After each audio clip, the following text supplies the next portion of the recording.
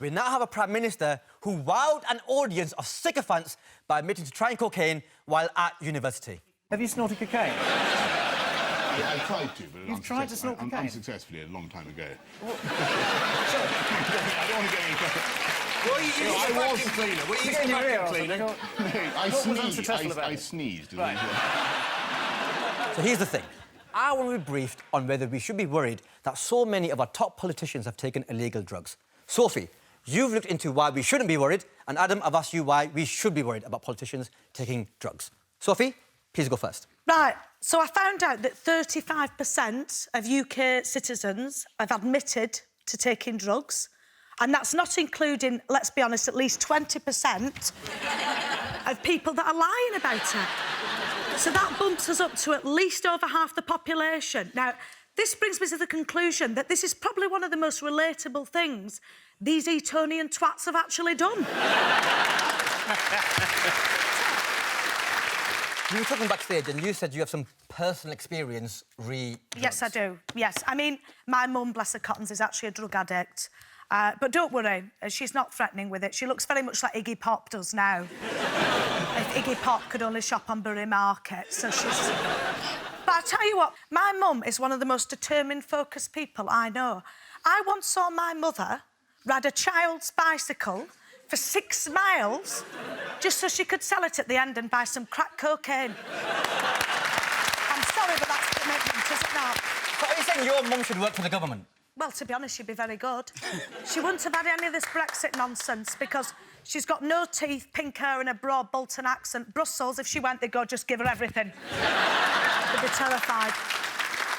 Adam, that was some very good points raised about Sophie. Tell me why we should be worried. One thing that drugs gives you, Tez, is a ridiculous, unearned confidence and entitlement. And these twats have already got that from their eating education. And they don't deserve it. And what drugs also make you do, more than anything, is you'll make a lot of false promises and promise things that, you know, you can't quite deliver on.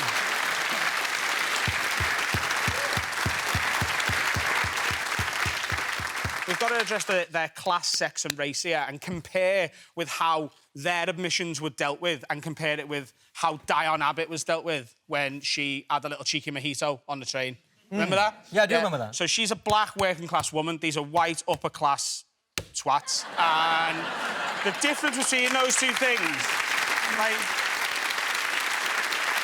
I think drinking on a train is, like, the most British thing you can do. Like, I think being pissed on a train... The question, have you ever been pissed on a train, should be on the British citizenship test. Now, I know that's bad news for a lot of you, including you.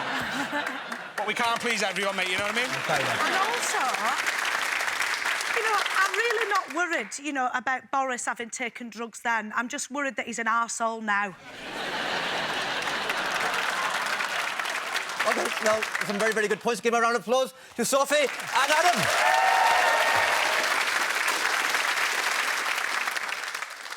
Like the both of you, I don't care what politicians have done in the past, as long as they're clean now. But I don't think it's on that those same people legislate against drug users. That's not fair, is it? In a way, I think Parliament is made for drugs. Eyes to the left, nose to the right. That's an acid painting right there.